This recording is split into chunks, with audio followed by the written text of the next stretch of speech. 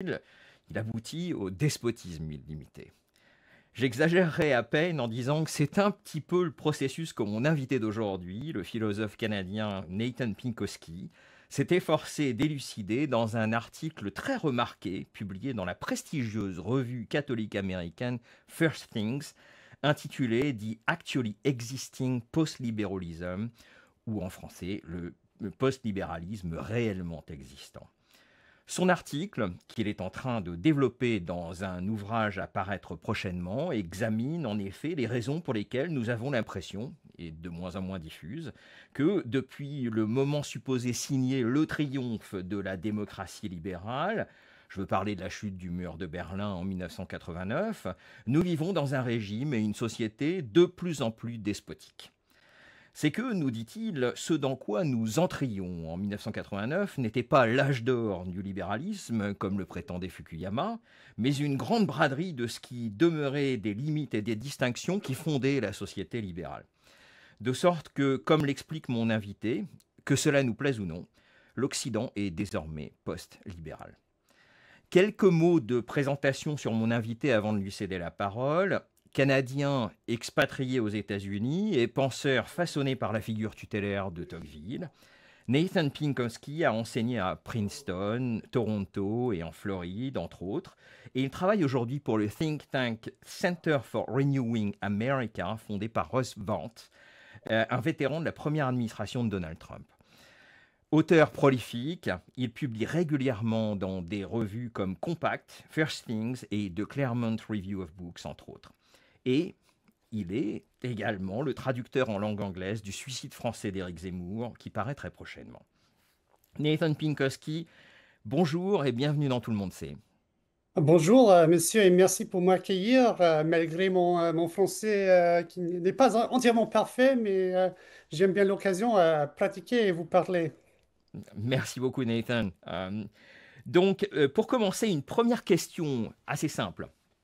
Peut-être pourriez-vous commencer par distinguer ce que vous entendez par post-libéralisme par rapport à des utilisations plus positives ou utopiques du terme, comme celle qui en a été faite par Patrick Deneen, par exemple, ou au contraire, comme des emplois plus dystopiques du terme, comme l'accusation d'illibéralisme dirigé contre des leaders populistes comme Donald Trump, Viktor Orban ou voire Éric Zemmour. Et contrairement à ces deux versions, vous parlez d'un libéralisme réellement existant, qui serait à l'œuvre depuis des décennies. Qu'entendez-vous au juste par cette Bon, expression? je vous explique. Au premier, avec les penseurs comme Patrick Deneen, on a un post-libéralisme plutôt conservateur qui est une aspiration. Sur un côté, il y a une critique du monde moderne, une critique de ce qui s'est passé avec la logique libérale, on peut dire. Et puis, on a une aspiration pour construire un nouveau monde qui est après le libéralisme. Alors, à la fin du livre Pourquoi le libéralisme a échoué, Denis parle pour un monde qui est digne du principe libéral, digne du principe libéral. Alors, ce n'est pas, évidemment, ce n'est pas un projet pour avancer une autre version du libéralisme, mais c'est un projet pour avancer système politique nouveau, une nouvelle pensée politique. Pour les penseurs, on peut dire, je crois, justement, les polémistes qui utilisent post-libéralisme comme une polémique, comme on dit en anglais, un slur, un mot mauvais, une notion pour attaquer les autres, c'est peut-être l'inverse de cette thèse. Ils voient qu'il y a des conservateurs comme Denis et des autres qui utilisent ce mot post-libéral et ils pensent, ah, maintenant j'ai une occasion pour attaquer. Et attaquer ce que je vois attaque le monde libéral. Alors c'est une notion polémique, une utilisation, un usage, je veux dire, polémique du terme pour attaquer les penseurs à la droite. Et je vois qu'il y a une assomption qui se passe dans ces deux champs. Et cela est l'origine de mon idée, de mon projet. C'est que on existe en ce moment dans un monde libéral. Soit on est en train d'offrir un nouveau système, ça c'est la pensée de Patrick Deneen sur un côté, soit on est d'attaquer les autres à la défense, en défense du système, du status quo, de l'établissement. Et je crois que c'est j'ai devenu convaincu qu'à un certain point, il y a quelques ans, que ça décrit ce débat entre libéralisme et post-libéralisme, ces débats qui sont très, très théoriques et ne sont pas liés à la réalité. En fait, ça ne décrit pas ce qui s'est déjà passé dans notre monde, que les définitions de ce qu'on parle, ce qu'on identifie comme libéral ont changé euh, à travers les décennies, et de plus, que les définitions qui étaient utilisées dans les années, les années 50, soit les Mhm, années 80, ne décrit plus notre réalité. Je vous donne deux exemples. Un exemple est celui qui était pris par le penseur assez reconnu aux États-Unis, un peu moins dans la France, mais on voit son influence dans la pensée de Pierre Manon mhm, parmi les autres. C'est Léo Strauss qui propose une définition de libéralisme que c'est une distinction entre l'État et la société. On peut dire un peu plus fort, une démarcation, une séparation entre l'État et la société. Un autre exemple, un penseur un peu plus moderne, un penseur américain, Michael Walzer, mhm, qui avance une définition d'une société civile qui reste indépendante. Alors, tout à fait, les deux définitions sont liées parce que pour avoir une société civile indépendante, on dit que l'État, le pouvoir de l'État est limité. Cette définition qui décrit un monde où il y a sur un côté l'État, sur l'autre côté la société civile, et que les deux sont en tension, mais ne sont pas la même chose. Ça ne décrit pas ce qui s'est passé dans notre monde depuis, à mon avis, les années 90. Bien sûr, il y a des autres changements qui sont passés pour longtemps, mais je crois que dans les années 90, après la fin de la guerre froide, c'était le moment que cette division euh, a brisé. Alors, si la division est brisée, nous n'existons plus dans un monde libéral. mhm, Notre tâche comme penseur, comme intellectuel, est de décrire notre monde comme il existe réellement. Et mhm, ça, c'est l'origine de mon argument qui nomme le post-libéralisme réellement existant, qu'il mhm. s'agit d'une référence à le penseur les penseurs gauchistes, les penseurs socialistes qui étaient obligés à changer leur doctrine pour décrire ce qui s'est vraiment passé avec les pays qui ont établi le socialisme. Euh, Tout cela est pour dire qu'il y a un débat très théorique, un débat très passionnant, bien sûr, un débat qui avance plusieurs idées intéressantes, mais ça est devenu de plus en plus divorcé de Mhm, notre réalité, de la manière où nos institutions s'opèrent, la manière où la fonction les buts de notre institution ont changé. Et moi, je voudrais comprendre mhm. cette histoire. Alors, justement, alors peut-être une des choses dans votre article, un des moments clés que vous abordez dans votre raisonnement est celui où le système économique qui sous-tendait le libéralisme tel qu'il existait auparavant a cessé d'exister et coïncidé avec la fin de la convertibilité du dollar en or en 1971, ce qu'on a appelé le Nixon Shock, qui a été Mhm. suivi par la période Reagano-Thatcherienne. Et dans la critique de gauche, mais aussi dans une moindre mesure, dans une certaine critique conservatrice, Ce moment est souvent perçu comme signalant l'installation de l'hégémonie néolibérale, qui signifie une capture de l'État par les multinationales. Vous êtes, c'est un discours que vous critiquez, vous rejetez ce récit et vous le jugez même contre-productif pour mener une critique radicale du libéralisme tel qu'il opère aujourd'hui. Alors qu'est-ce qui s'est passé pendant cette période qui précède donc 1989, hein, qui explique l'effacement déjà de la distinction entre l'État et la société, qui est au cœur de votre définition de ce qu'était le libéralisme? Oui, je vais expliquer. À mon avis, dans plusieurs débats de ce qui s'est passé avec la mondialisation, ce qui s'est passé à la fin du XXe siècle, on a, on a pris l'assumption que on a sur un côté l'économie et sur un autre côté le politique. Mhm, Et que ce qui s'est passé avec la mondialisation était la diminution du valeur de politique et l'augmentation de la valeur de l'économie. On a l'expression, je vais faire une traduction sur place, alors peut-être que ce n'est pas exact. Le penseur, l'écrivain américain Thomas Friedman, qui était vraiment quelqu'un qui a fait son carrière au New York Times, oui, principalement. on Mm, fait faire de la propagande mm, pour la mondialisation. Il a dit que avec la mondialisation, votre économie a grandi mhm, et votre politique diminue. mhm. Your politics grows, sorry, pardon, your economy grows and your politics shrink.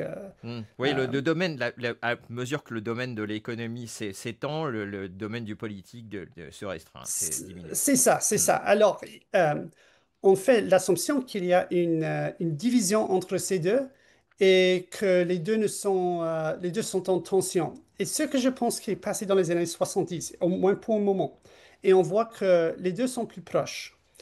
Que des fois, on a des conflits économiques qui sont aussi des conflits politiques. On a un mot en anglais euh, qui est devenu de plus en plus commode dans les dernières années, non pas géopolitique, geopolitics, mais geoeconomics, mhm, géoéconomique.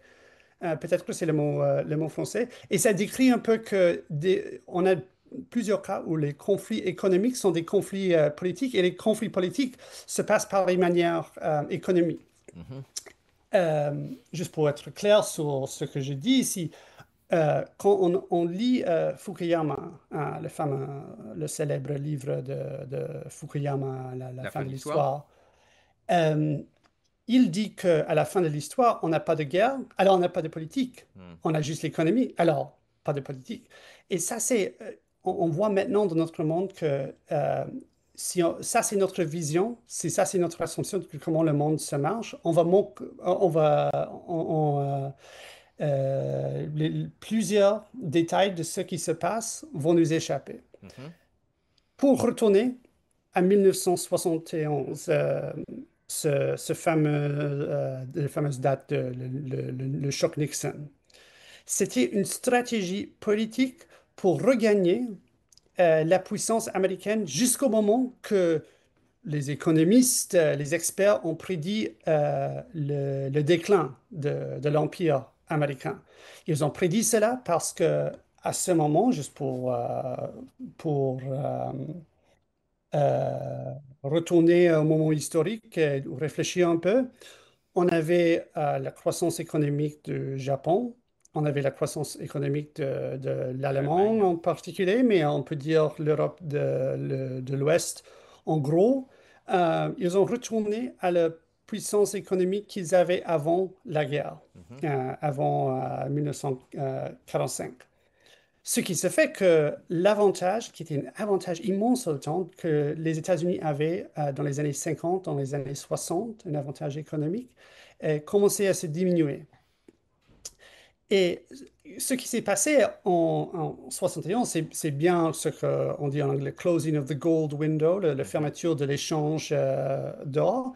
Il y avait aussi, en ce même moment, il faut retourner au discours de Nixon où il a avancé cette idée. Il parlait de nouveaux programmes économiques. Euh, Et il a aussi diminué la valeur de le dollar américain. Euh, C'est important parce que dans le système Bretton Woods qui était établi juste après, ou dans les derniers moments À la de fin la de la Seconde guerre. Guerre mondiale, Mhm, euh, ces dévaluations, ces diminutions de la monnaie étaient interdites. mhm, Alors, dans le monde post-guerre, qu'on appelle souvent le monde libéral, on avait certaines règles qui étaient supposées de gouverner l'économie internationale. Euh, et puis, 1971 était les États-Unis en disant, bon, ces règles Nous avantage pas. ne nous avantagent pas, merci, il faut changer les règles, faut changer le système pour que ça retourne des avantages économiques et aussi des avantages politiques.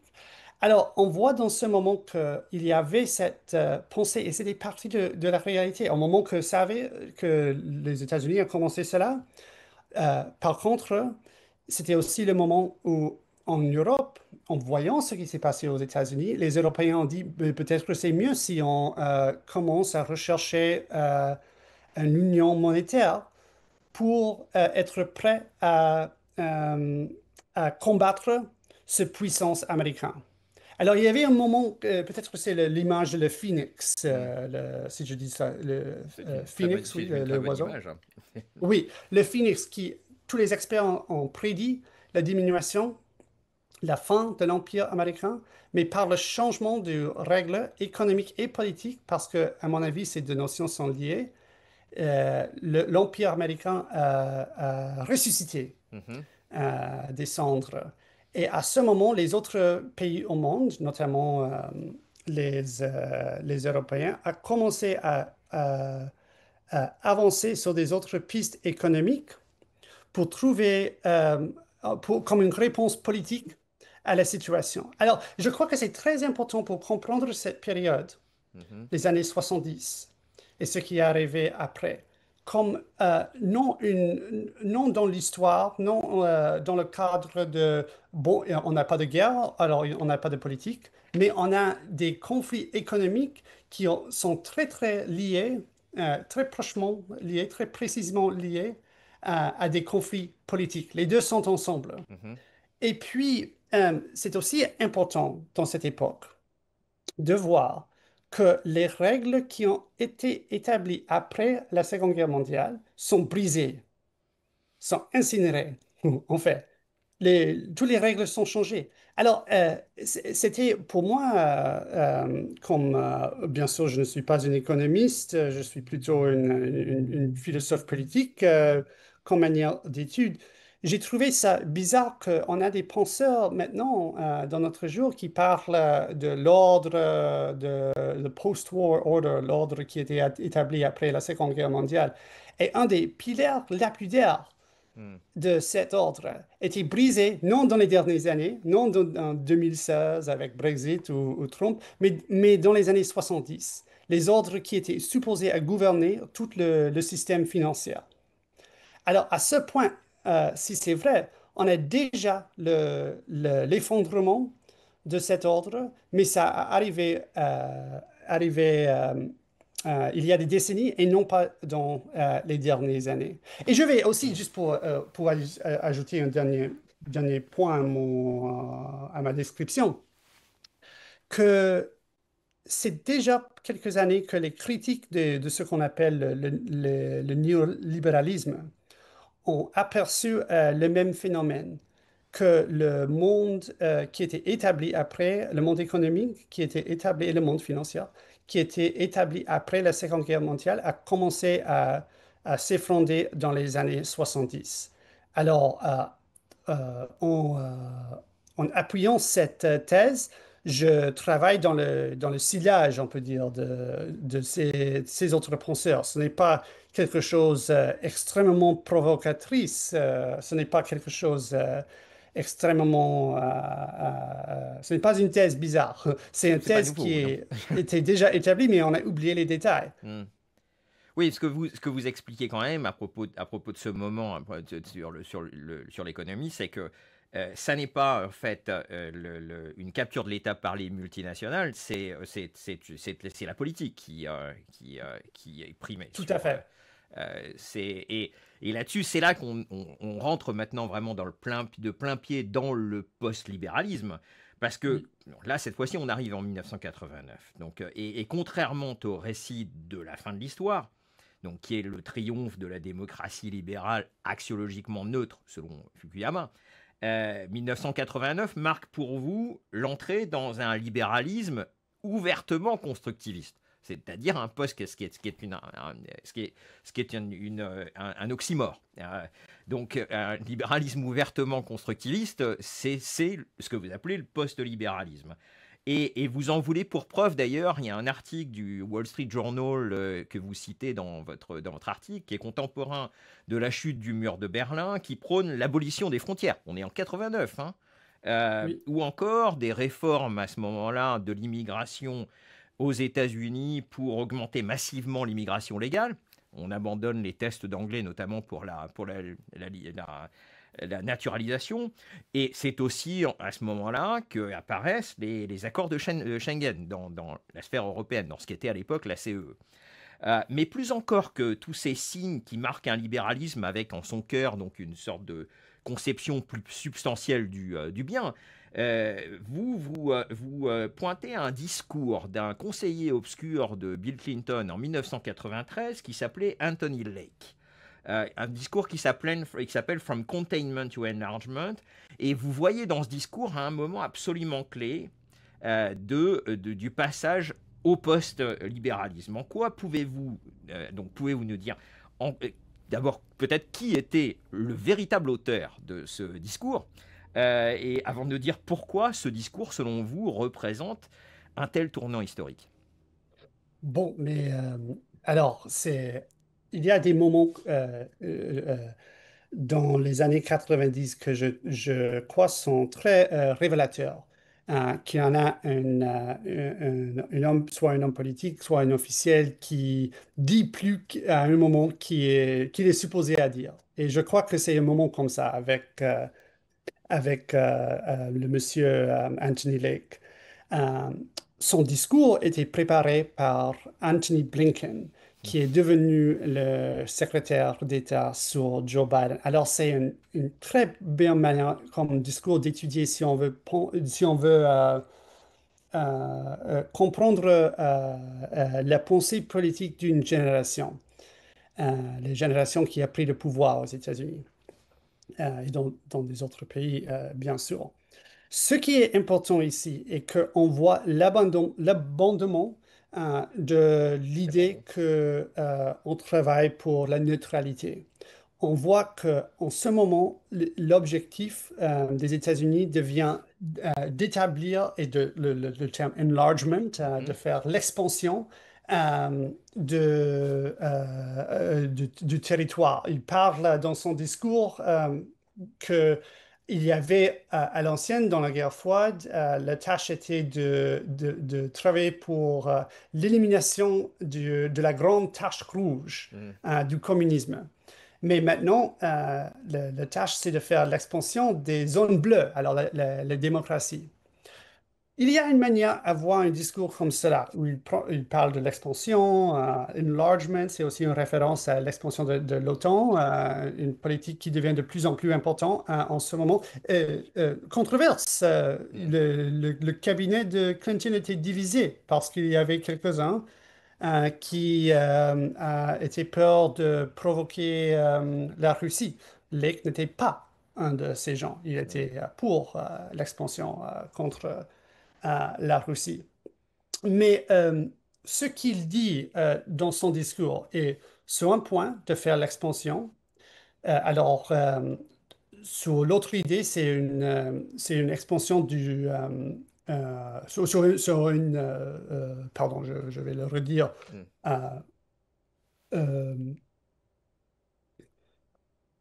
sa première idée est de faire l'expansion. Alors, on peut voir ça avec un changement de vision Mhm. que l'Ouest, l'Occident, avec les États-Unis comme chef, devient de plus en plus expansionniste, on peut dire impérialiste, motivé par une vision du bien.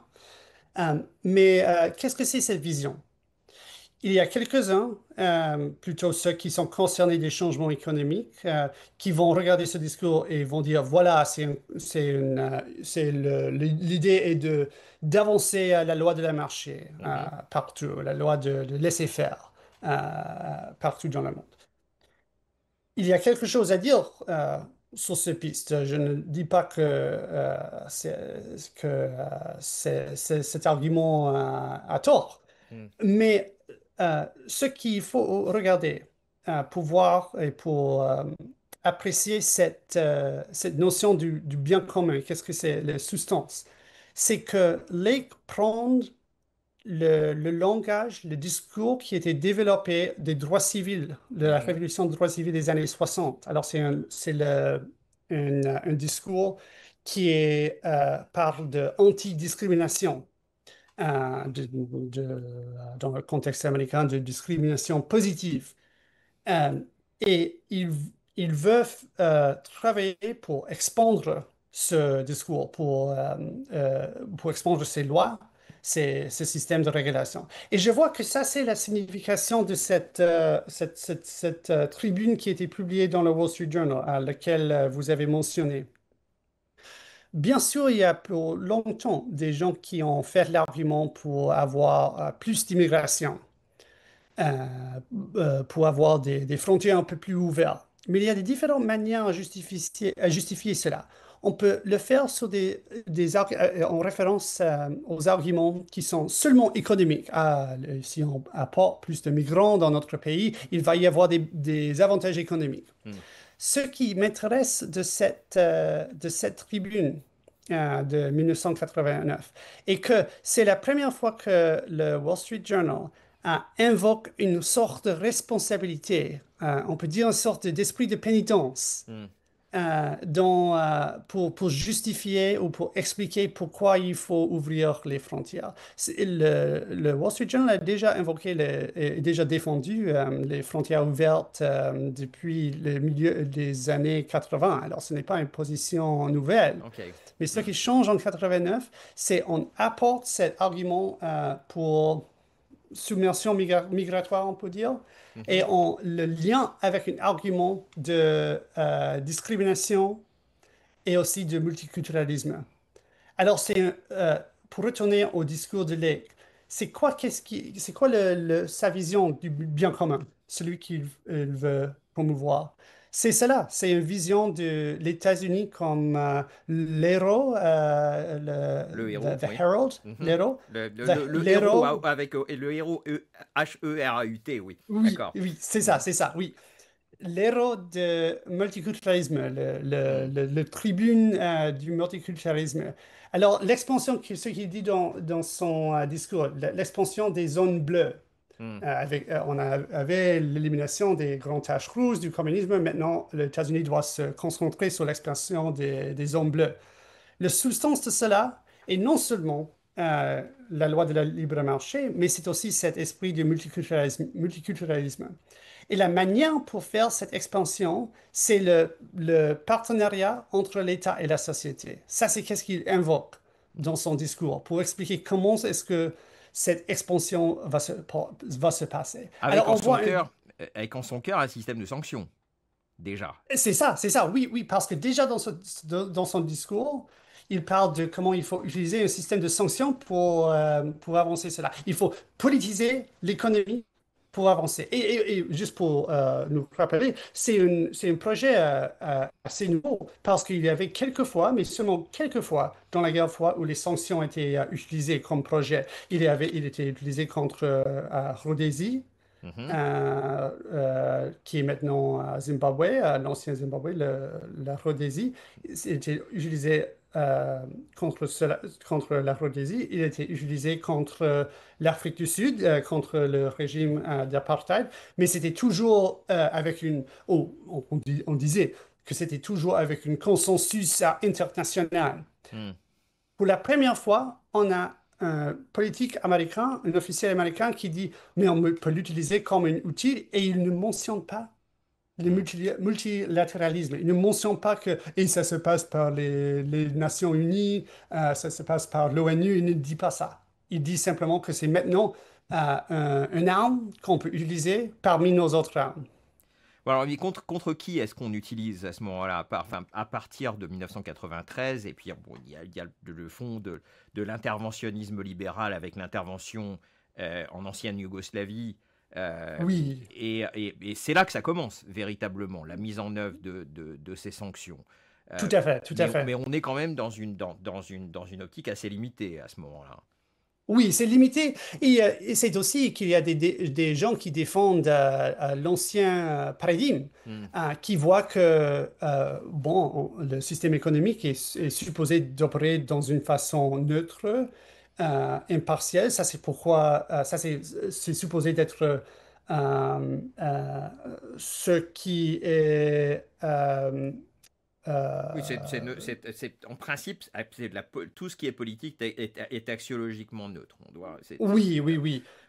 Euh, ce qui attire les gens à participer dans l'Ouest. Mhm, C'est d'avoir un système économique qui n'est pas soumis à un système autoritaire, qui n'est pas soumis à des lois arbitraires. mhm, C'est juste parce qu'il n'y a pas quelqu'un qui manipule le système pour tirer des avantages. mhm, Et on voit au moment qu'on commence à politiser l'économie, de l'utiliser comme une arme, bon, mais c'est de briser ces règles.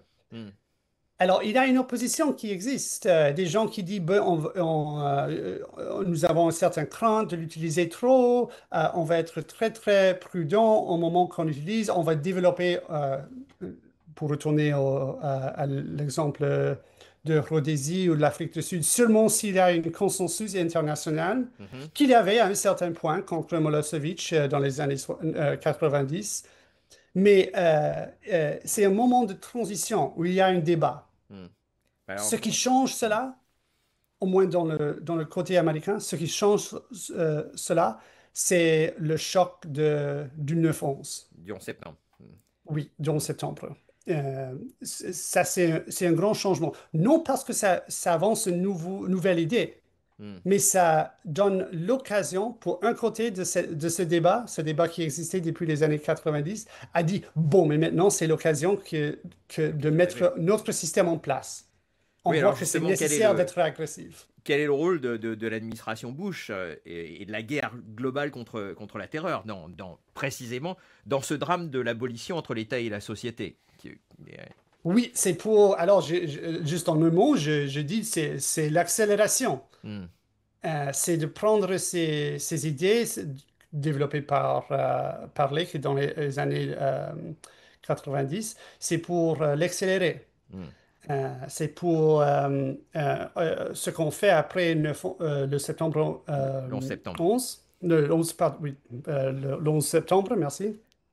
C'est de changer les règles euh, dans le pays des États-Unis, mais aussi dans les autres pays, pour promouvoir l'idée que l'économie peut être utilisée comme une arme. Mais vous Euh, utilisez un terme qui me paraît tout à fait intéressant, justement. Et plutôt que d'État profond, vous parlez de partenariat public-privé profond à propos de ce qui se passe après précisément après le 11 septembre et le début de la guerre globale contre la terreur.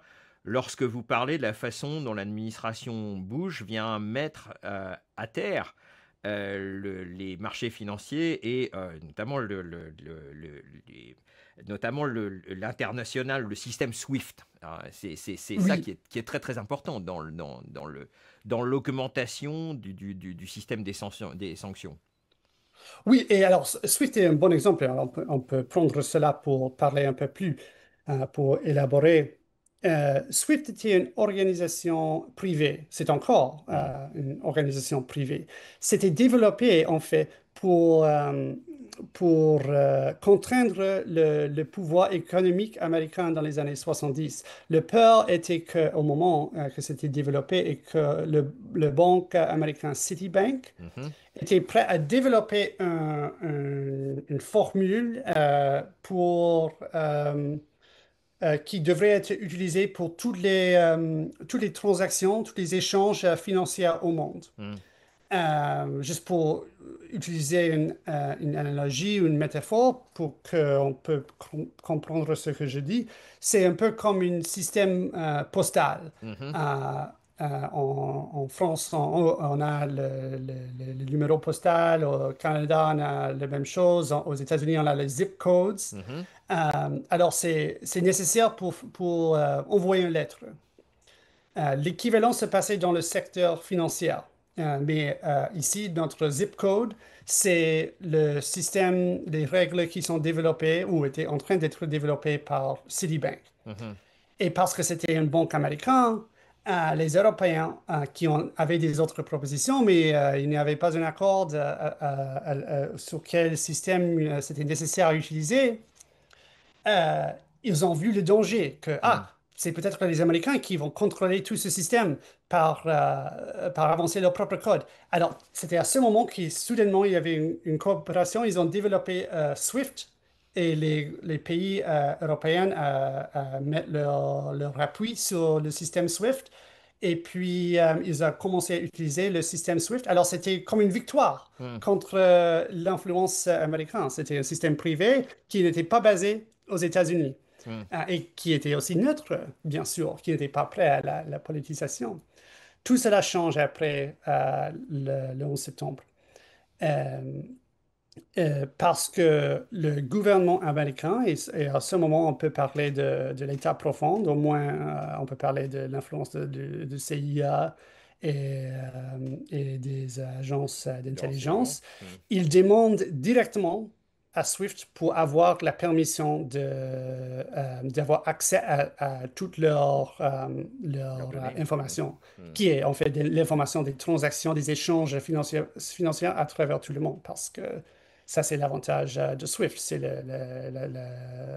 le système que presque tout le monde au monde, Mhm. presque tout le monde utilise pour faire des transactions, les terroristes inclus. Mhm. Alors, l'argument des agences américaines était que c'était nécessaire d'avoir de l'accès à cette information. Et Swift, à ce moment, a commencé un partenariat avec le gouvernement américain. Mhm. Ce n'était pas admis publiquement, c'était un partenariat secret. Mhm. Mais c'est euh, le pouvoir qui était donné au gouvernement américain à ce point, c'était qu'il pouvait demander directement à SWIFT, non seulement pour l'information, mais s'il y avait une organisation, une association qui apparaît qu'il était lié avec Al-Qaïda, une autre organisation terroriste, il peut demander à SWIFT de supprimer ces échanges. Et alors, il faut comprendre ce qui se passe ici. Ce n'est pas précisément, ou techniquement, on peut dire, euh, l'État américain qui supprime les comptes Mhm. ou les échanges. C'est une organisation privée. Mais cette organisation privée fait cela parce qu'il est demandé par le gouvernement américain. Alors ça, c'est le partenariat qui se passe. Et c'est aussi un partenariat, et ça c'est un peu mon argument avec le post-libéralisme réellement existant, c'est un partenariat où le responsable n'est pas très clair. Mhm. Peut-être dans cette description, comme je l'ai décrit, c'est assez clair. Vous allez me dire que, bon, c'est les États-Unis qui call the shots, comme on Mhm. dit en anglais, qui fait les décisions. Mais quand c'est une banque, quand on parle des sanctions secondaires Mhm. qui sont soumises à ce même pression, où ce n'est pas très clair, où la pression se vient, ça c'est où le responsable devient de plus en plus ambigu.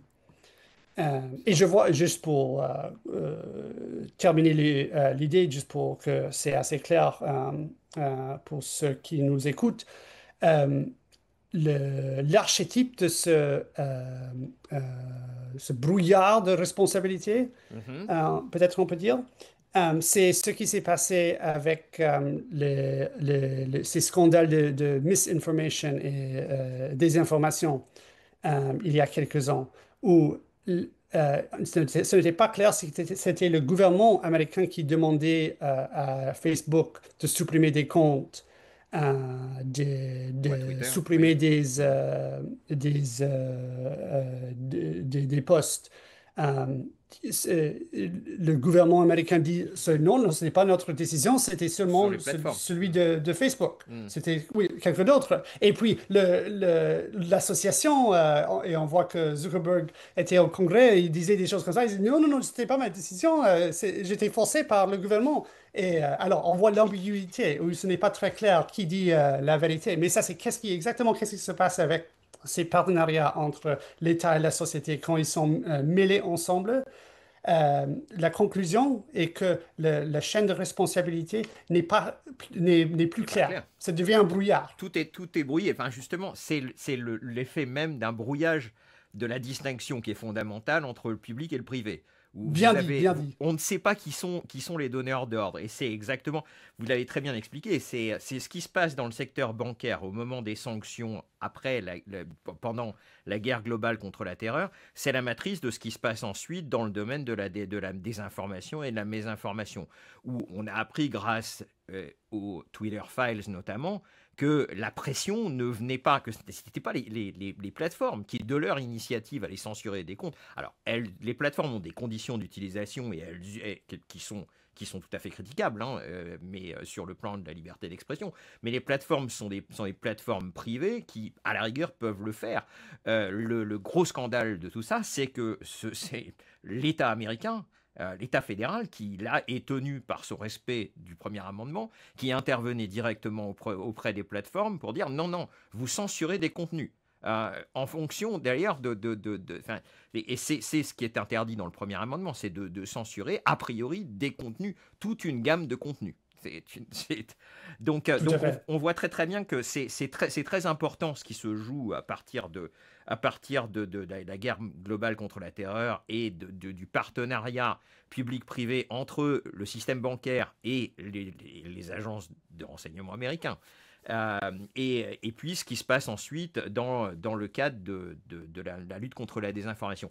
Donc là, vous êtes déjà justement rentré dans la période de l'administration Obama, qui est en même temps quelque part, là on rentre dans l'âge d'or des sanctions. Avec l'administration Obama. Là, c'est à ce moment-là où on commence à voir des sanctions de pays entiers comme l'Iran. Oui. Là, on passe un degré supplémentaire et c'est à ce moment-là qu'on rentre dans la lutte contre la désinformation et la mésinformation. Mais c'est aussi à partir des années Obama que l'armure se fissure. Euh, Qu'est-ce qui se passe à partir des années Obama qui commence en fait à faire dérailler ce partenariat public-privé profond? Alors, je pense qu'il y a deux choses qui s'arrivent. Une est, comme vous avez mentionné, euh, c'est les cibles deviennent de plus en plus grandes. Mhm. Et ça, c'est en fait ce qui se passe avec ces partenariats. Ce n'est pas une façon de limiter le pouvoir de l'État. On voit que c'est une manière d'agrandir le pouvoir de l'État parce qu'on peut attaquer des ennemis. On a des nouveaux pouvoirs, je veux dire, Mhm. pour attaquer des ennemis. Et puis, ça commence avec Libye, Mhm. qui était quand la guerre de Libye s'est passée, c'était la plus grande sanction financière dans l'histoire. Mhm. Et on voit que dans cette guerre, il y avait cette expression que Obama était en train de diriger au derrière, Euh, leading from behind, Leading from en behind, derrière oui, ça a été. peut-être. Oui, sans envoyer des soldats dans la guerre, Mhm. les États-Unis avaient le pouvoir d'effectuer des changements de régime. Et Mhm. ça, c'est qu'est-ce que les sanctions étaient faites pour ça. On disait dans les années 90, au moins les États-Unis avaient dit cela aux alliés de Milosevic, Mhm. comme les Russes, que non, non, c'est seulement pour les punir dans leur comportement dans la manière qu'ils brisent la loi internationale, soit dans la région de Serbie, le Kosovo, soit dans les autres pays. Ce n'est pas pour changer le régime. Les, euh, les Russes, le gouvernement de Yeltsin, il y Était avait plus des que doutes. sceptique, oui. Oui, il y avait des doutes, mais au moins c'était la ligne officielle. La ligne officielle.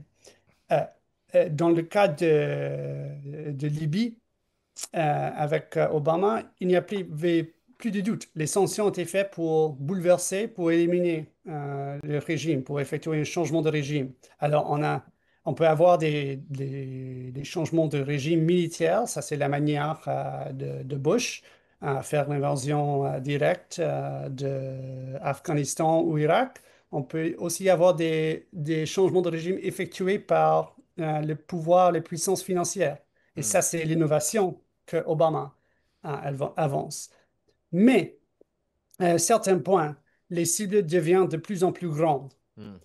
Et je dirais que le grand scandale, ils ont eu des succès en Liban, en Libye, ils ont eu des succès en Iran, en Mhm. Iran. Ils ont au moins les forcés à retourner à la table pour négocier.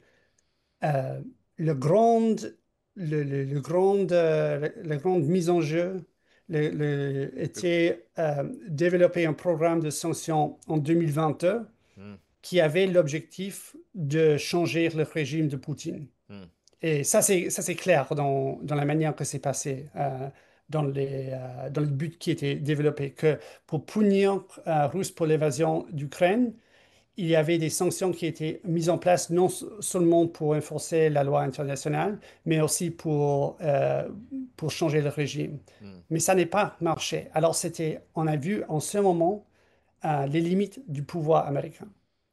L'autre côté, qu'est-ce qui se passe? C'est plutôt sur le terrain domestique, Oui, c'est dans le ça qui est cadre très important. domestique. Oui, oui, qu'on voit de plus en plus ces outils qui étaient anciennement utilisés contre les terroristes sont utilisés de plus en plus contre les citoyens. Hmm, Aux États-Unis, des citoyens occidentaux. Chaque pays commence, à l'Ouest, ou presque chaque pays, commence à utiliser ces outils pour, euh, pour cibler leurs propres citoyens, s'ils brisent les lois, s'ils commencent à manifester, à manifester pour des raisons idéologiques, hmm, en somme.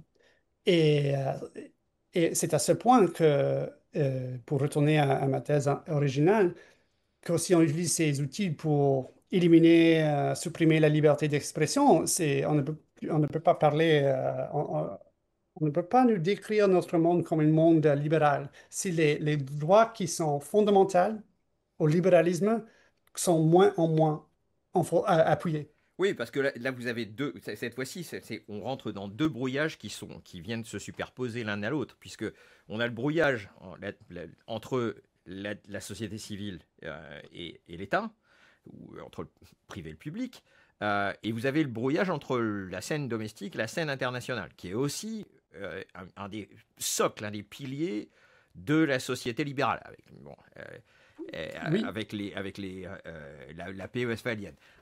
Donc là, on est en train de briser tout d'un coup toutes les distinctions qui étaient en train de fonder la société libérale mondiale, en tout cas la société libérale occidentale.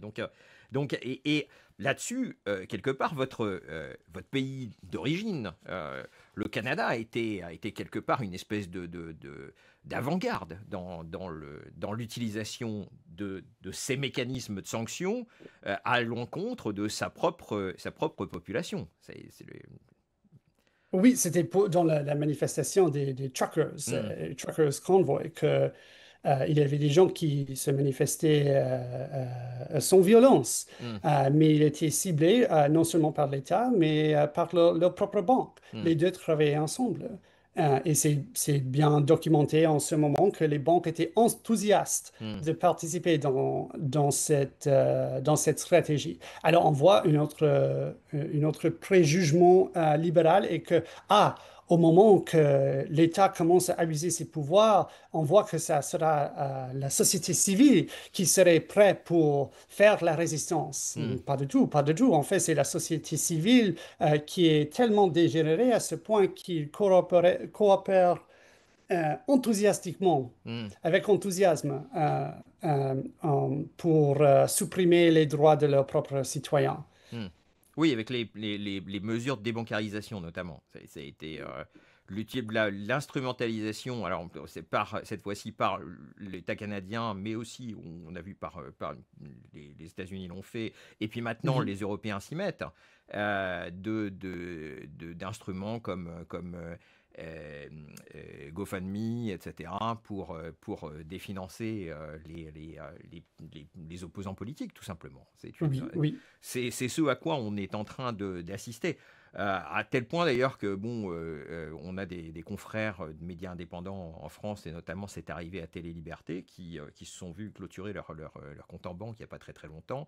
On voit un grand nombre de journalistes européens qui se font notifier par leur banque simplement ils sont pas interdits bancaires, c'est que leur banque leur ferme leur compte en banque, ils n'ont plus de moyens de paiement. Donc c'est vraiment et c'est en ça que votre article est très intéressant, parce qu'il vraiment il repart de l'origine de tout ça, et on arrive effectivement à des choses qui sont assez dystopiques. Alors maintenant, puisque on parle quand même du libéralisme et de ses origines, et de ce qui n'est plus, ce qui ne peut plus être qualifié de régime libéral, si on considère que le libéralisme est fondé précisément sur la séparation entre la société civile et l'État. Mais comment est-ce que vous intégrez dans votre raisonnement des développements récents, comme le retour de la violence politique, par exemple, comme on le voit aux États-Unis avec la sanctification de Luigi Mangione, ou les réactions pour le moins bizarres venant de la sphère progressiste à l'assassinat de Charlie Kirk?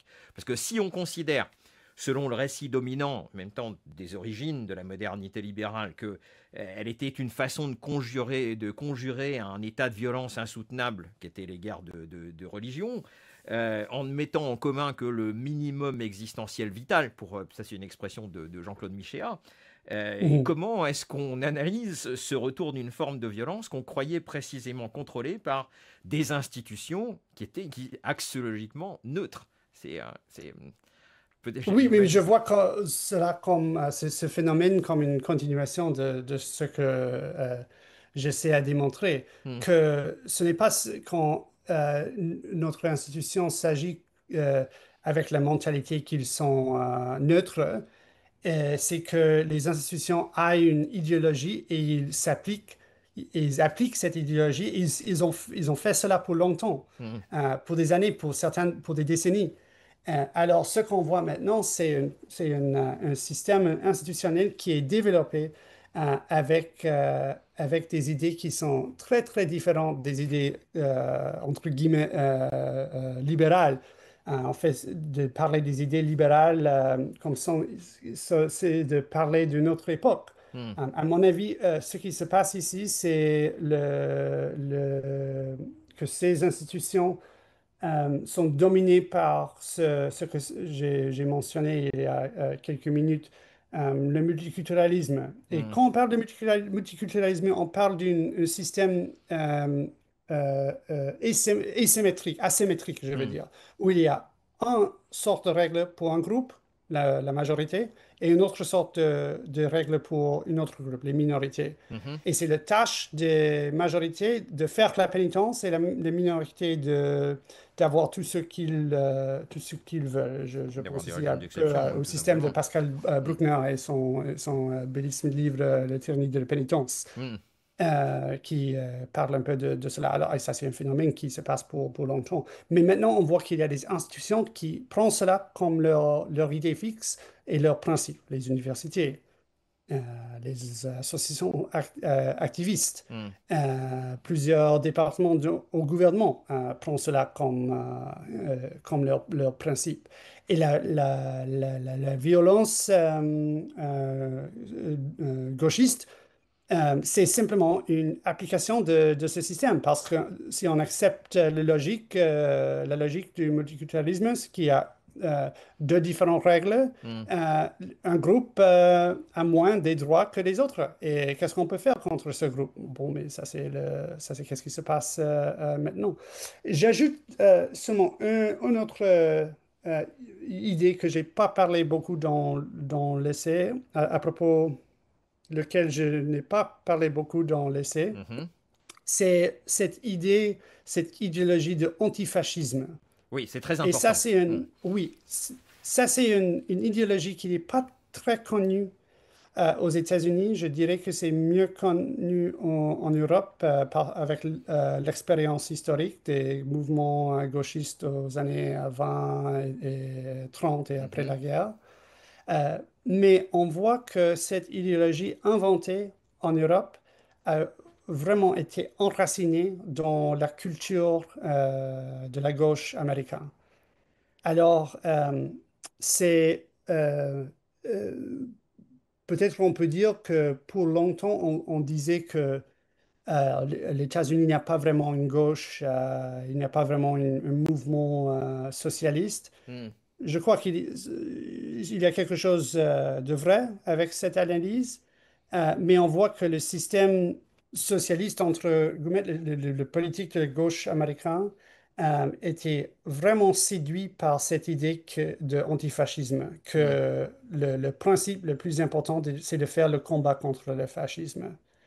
Alors peut-être que c'est l'équivalent américain du politique que Mitterrand a développé dans les années 90, 80, je veux dire, Avec avec SOS SOS Racisme. Racisme et cela. Ça a pris un peu plus de temps pour ce sort de politique d'enraciner aux États-Unis, mais maintenant, ça c'est notre moment. Bah, je pourrais Et en même temps, je pourrais vous rétorquer que c'est pas si nouveau que ça aux États-Unis parce que déjà, si on prend par exemple Christopher Lash en parle beaucoup dans ses livres de ce qui s'est passé dans les années 50, où vous aviez par exemple oui, déjà le gouvernement américain, l'État américain qui travaillait avec des gens comme Theodore Adorno pour essayer de classifier les différents types de personnalités des Américains selon un classement, selon ce qu'on a appelé d'ailleurs l'échelle F, F pour fascisme,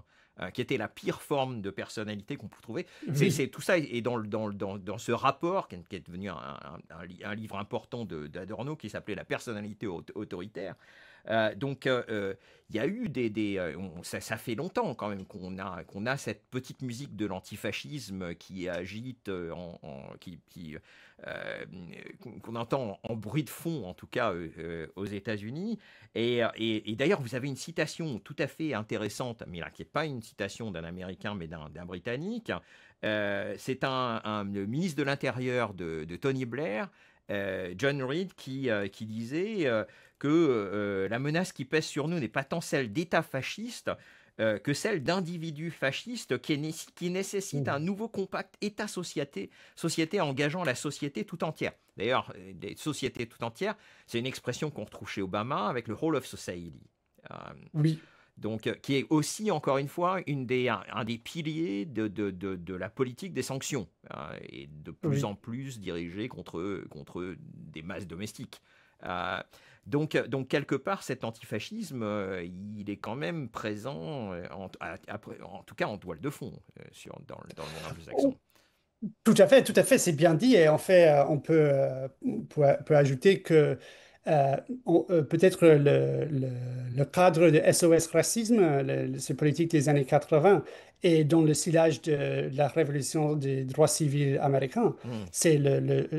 on voit l'influence américaine, au moins d'une certaine idéologie américaine qui s'est développée dans les années 50 et 60. Alors, je dirais que c'est non seulement cette influence la personnalité autoritaire Mhm. théorisée par Adorno, mais c'est aussi cette révolution des années 60, cette révolution américaine qui est devenue de plus en plus la manière à laquelle la gauche européenne Mhm.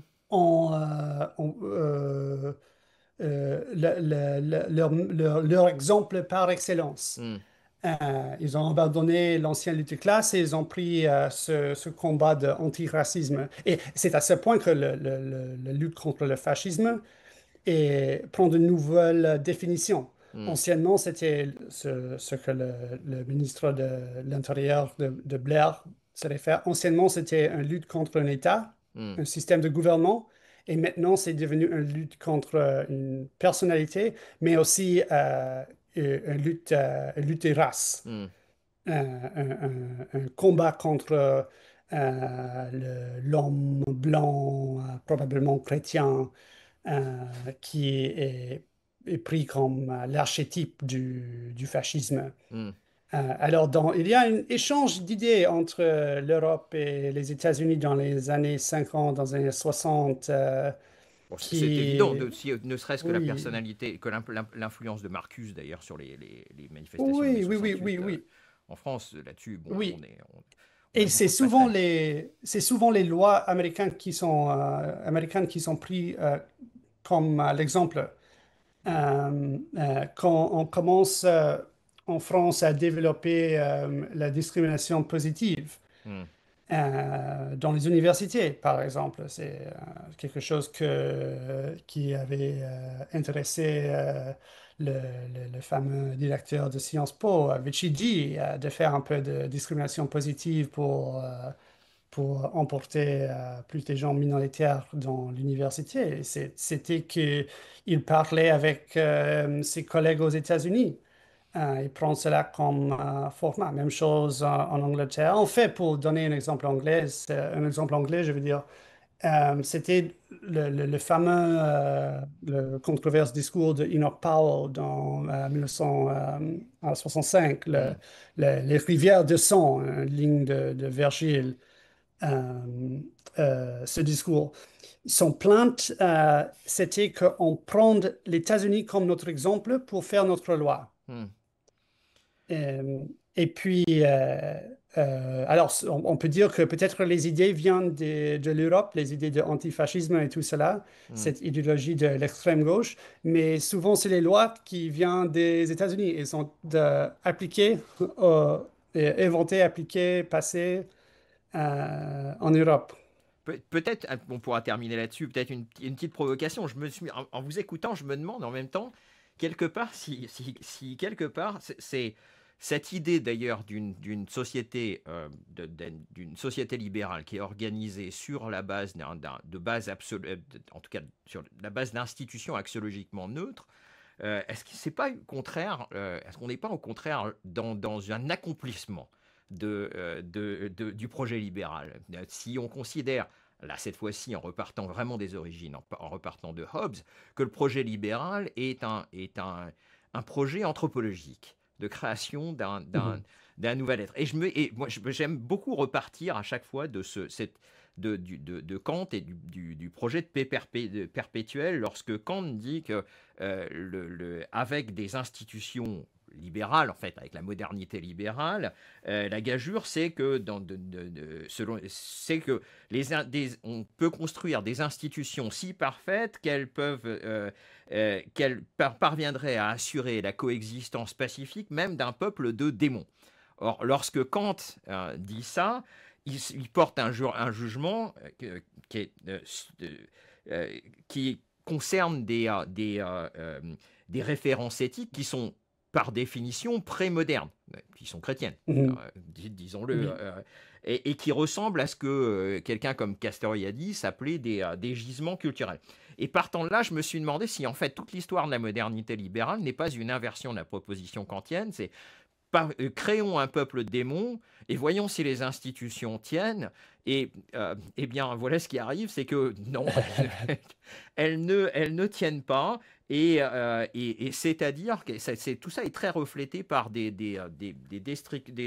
descriptions, notamment de la culture woke. Paul Kingsnorth parle à ce titre-là d'une culture de Mhm. l'inversion. Oui, tout Or, à fait. C'est bien dit. je pense on est véritablement, on est arrivé au point où la modernité libérale est parvenue à son terme, c'est-à-dire on a construit un peuple Oui, de démons, donc maintenant, bon, il est clair que des institutions angéliques ne parviendront pas à assurer la coexistence pacifique d'un peuple de démons, donc on rentre maintenant dans une forme de démocratie libérale autoritaire, qui est d'ailleurs plus une oui, démocratie.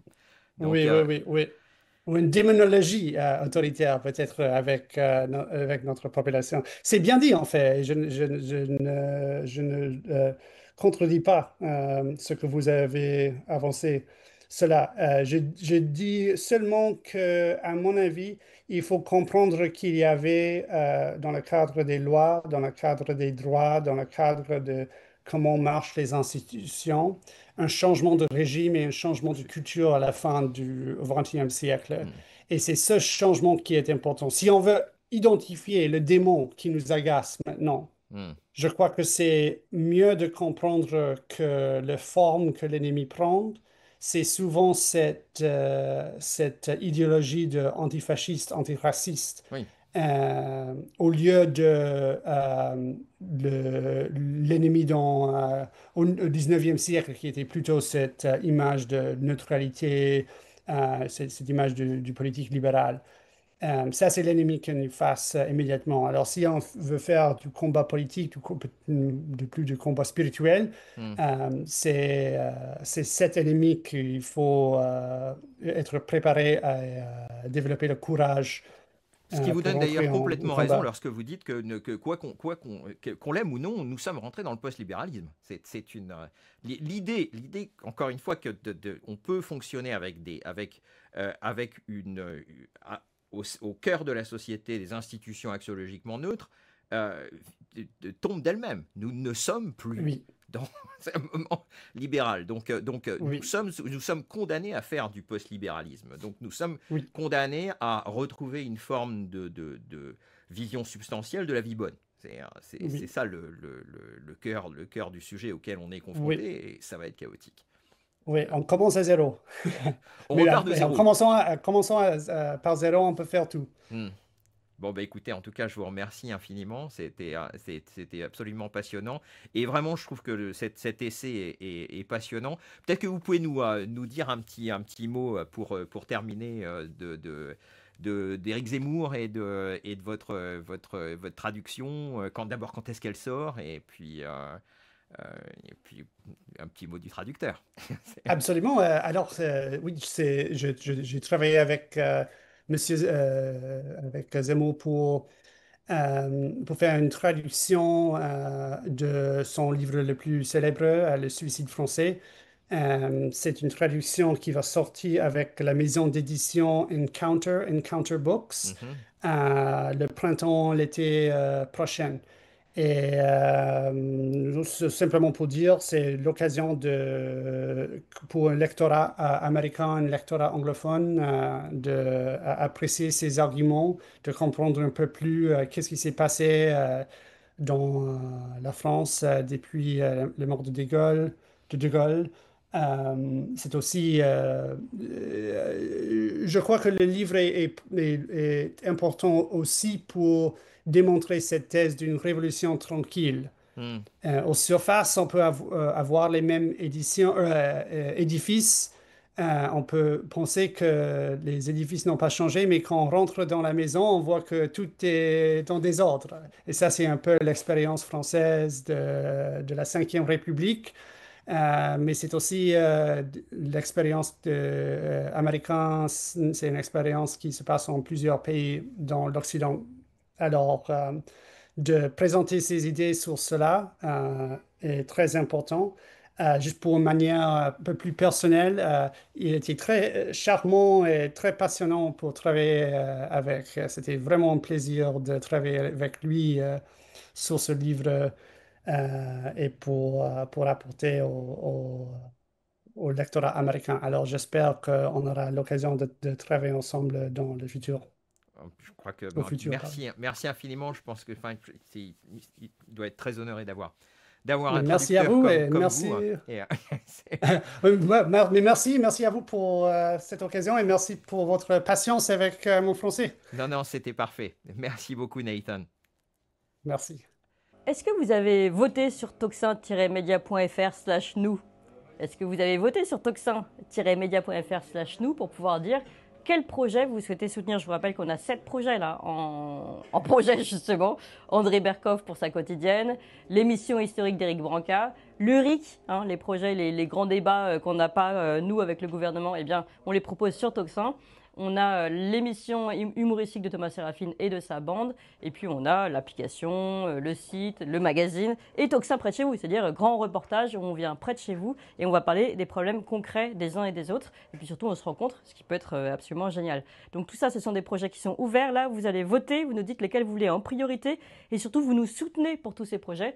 Et pour ça, on a besoin de vous sur toxin-media.fr/nous, toxin-media.fr/nous. Puis j'en profite de vous avoir, je vais vous montrer le studio de Toxin où je travaille tous les jours. Bon, il y a encore mes feuilles, hein. Donc voilà, mes petites, voilà, vous voyez, pour le moment, on a bien progressé parce qu'on a repeint la table en orange, on a mis des rideaux et c'est beaucoup mieux quand même. Et vous voyez qu'on a une jolie vue avec des arbres. Voilà, n'hésitez pas, je vous rappelle, hein, toxin-media.fr/nous. Aidez-nous, c'est maintenant, si vous voulez qu'on continue d'exister et qu'on porte de nouveaux projets. C'est tout de suite maintenant que ça se joue, c'est cette campagne aujourd'hui. Toxin-media.fr/nous.